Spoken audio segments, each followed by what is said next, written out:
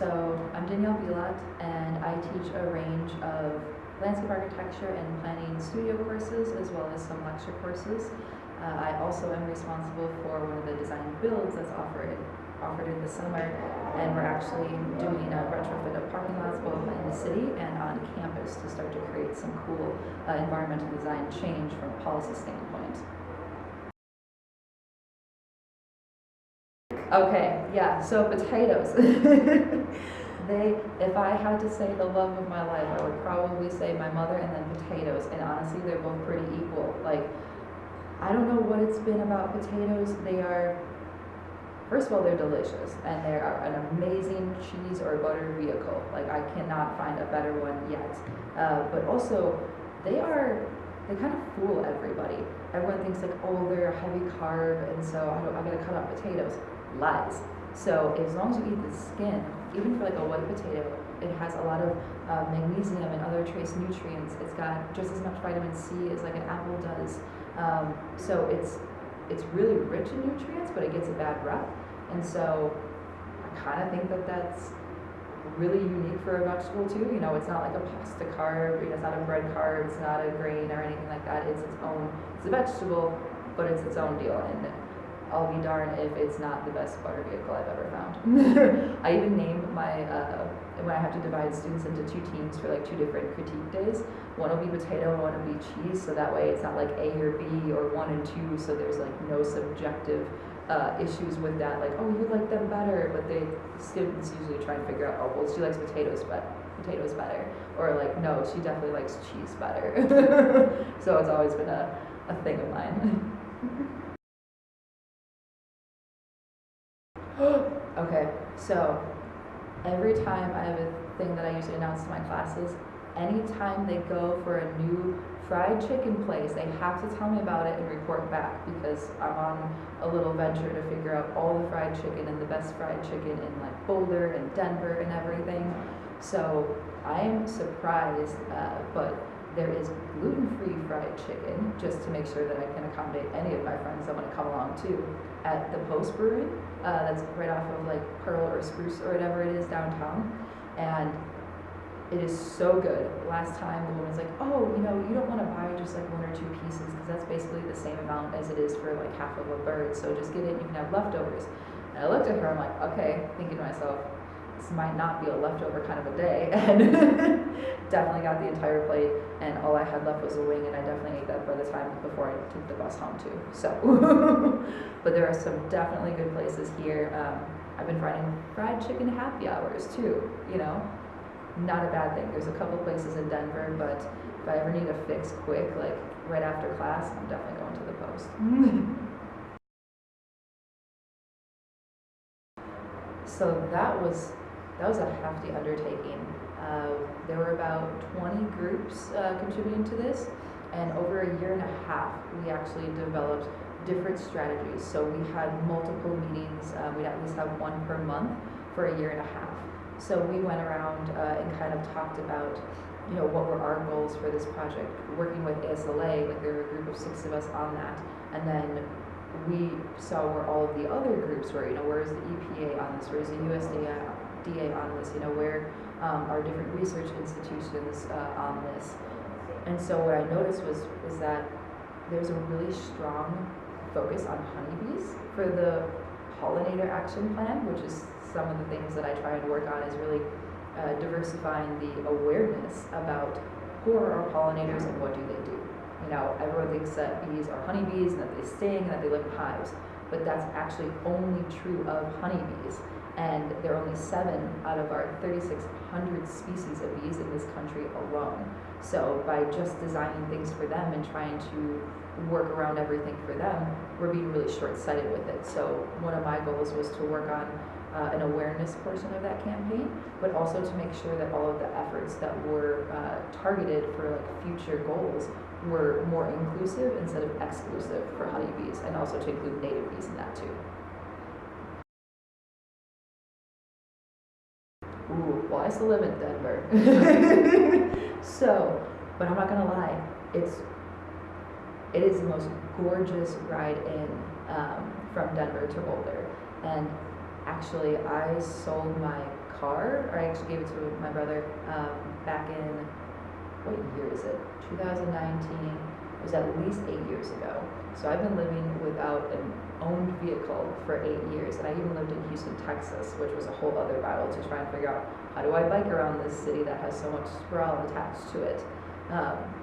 But Denver was a unique situation. I was working in Texas, and I just felt something was off. You know, I was working, doing all these presentations and working on the pollinator action plan, and I just felt really stuck. And so I took 2 weeks to go and imagine myself doing a bunch of different jobs in different cities, because I had a couple of job offers at that time. But the only thing that really gave me the excited butterflies was to move to Denver and to try and do my own thing.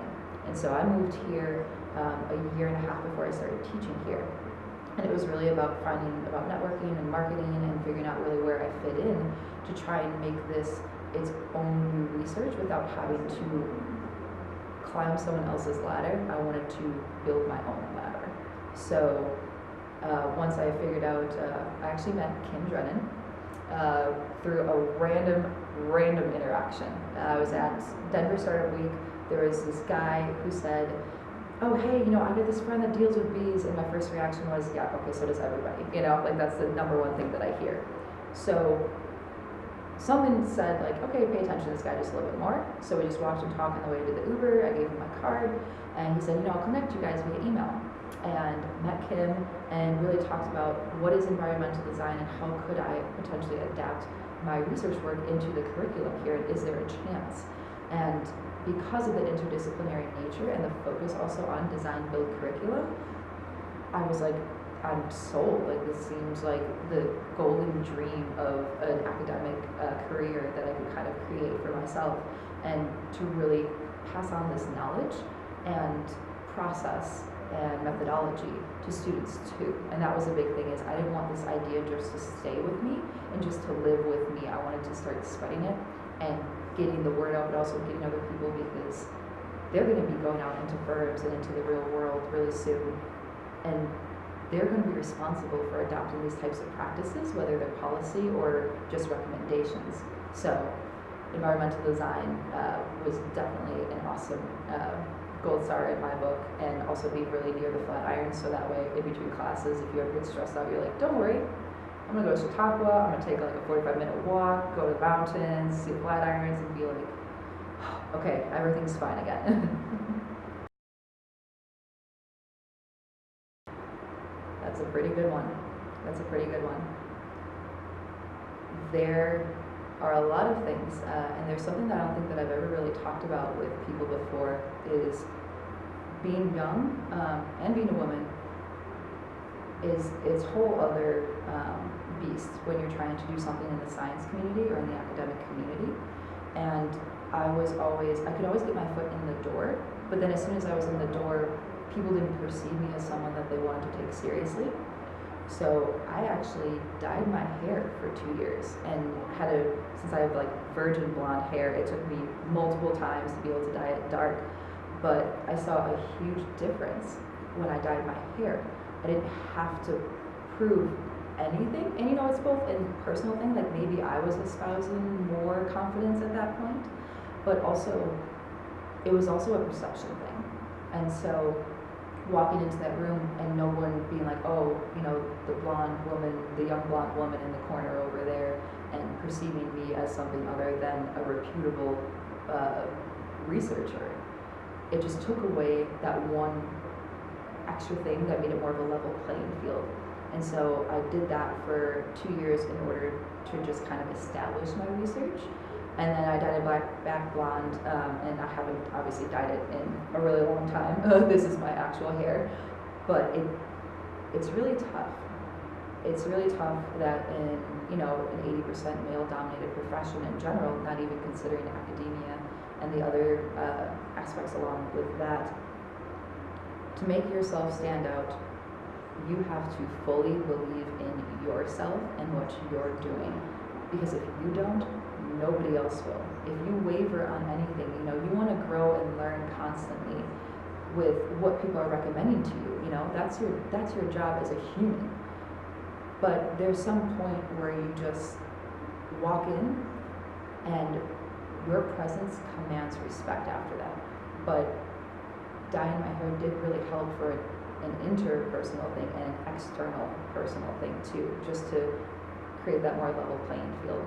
So I would say that if I had any recommendations to, younger females that are in a science or design research-based field, it's that you should know your worth, because the only one that matters is the worth that you assign to yourself.